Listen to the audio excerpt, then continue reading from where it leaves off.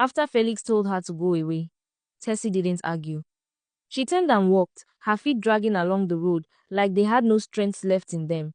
But this time, the emptiness was heavier. Before she met Felix, she was invisible and alone. Now, she was still invisible, but rejected by the only person who had seen her in months. She couldn't blame him. Who would want anything to do with a ghost? Still, she found herself hovering around his world, near his compound, around the car park of his office. And though she didn't know it, Felix always saw her. He didn't acknowledge her, but he saw her across the road or in the reflection of his car window, sometimes standing beside a street pole, staring at nothing. Other times sitting on the curb, legs stretched out like someone waiting for a bus that would never come. He saw her sadness, and something about it followed him home every night. One evening, just as the sun was setting and the streets were glowing orange, Tessie sat slouched at the edge of an abandoned kiosk across from Felix's house. Her head was down, arms wrapped around her knees, looking more faded than ever. She didn't notice when he crossed the road. She only looked up when his voice said softly, "You can come with me." Tessie's eyes lifted. She was too stunned to speak. "I don't know what you want," he continued, "but if you need a place to stay, come." Tessie stood, unsure if she had heard him correctly. "Come on," he said again. She followed. They got into his car. They didn't speak and the drive was quiet but not awkward. It was like the start of something they both didn't understand yet. At home, Felix placed his briefcase on the table and turned to her. "So," he asked, "what do you want from me?" Tessie looked around, nervously shifting. "I don't know." That answer should have frustrated him, but somehow it didn't. He nodded like he understood. "Then stay." From that day on, she did. At first, their routine was simple. Felix would go to work, Tessie would wander the house, but slowly, she became part of his space. She greeted him every evening, talked while he cooked, stood beside him while he watched late-night shows.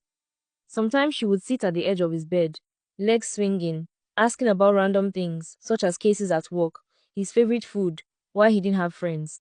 He always said the same thing: "I like being alone." She laughed and told him, "Well, too late." Felix never complained again. Over time, he changed.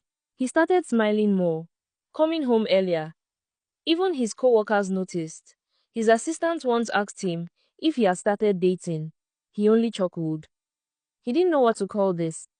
She was dead, but she was more alive than most people he'd ever met. They joked, argued over movies, laughed late into the night. Tessie, with her bright energy and constant talking, filled the space he had spent years keeping empty. And he didn't realize how used to her he had become until the night she vanished. It was a Wednesday. The house was quiet when Felix got home. "Tessie?" he called out, but there was no answer. He checked the kitchen, the living room, his bedroom, the balcony, but he didn't see her. He waited. Hours passed. He turned off the TV and sat in silence. Was she gone? Had she moved on? Was this what it meant when ghosts crossed over? The weight on his chest grew heavy. He hadn't even said goodbye. For the first time in years, Felix felt something close to panic. He paced the floor, hands in his hair, sat back down, stared at the door, hoping, wishing. And then she walked in, just like that. Through the wall, as always. Felix stood up slowly. Their eyes met. He didn't say anything. He just walked straight to her and pulled her into a hug. Tessie froze. It was the first time anyone had touched her since she died. His arms went right around her, but she was cold. Ice cold. Felix didn't pull back. She slowly wrapped her arms around him too. For a while, they didn't say a word. And in that quiet living room, one ghost and one man stood holding each other like the world had stopped, because somehow, for them, it had. The night Tessie vanished, she wasn't trying to hurt Felix. She had simply gone home. She wanted to see her mother again, hear her brother's voice, walk through the places where her life had once felt whole. So she left the city and drifted quietly back to her old town. When she arrived, her family was doing better than she left them, and she was happy. And then she returned to Felix. Felix, on his part, had spent that entire day thinking. He sat alone in his room, staring at the wall, wondering if he'd made a mistake. He had seen many ghosts before. Years ago, they used to find him without warning, restless, silent, lost. They always disappeared one day.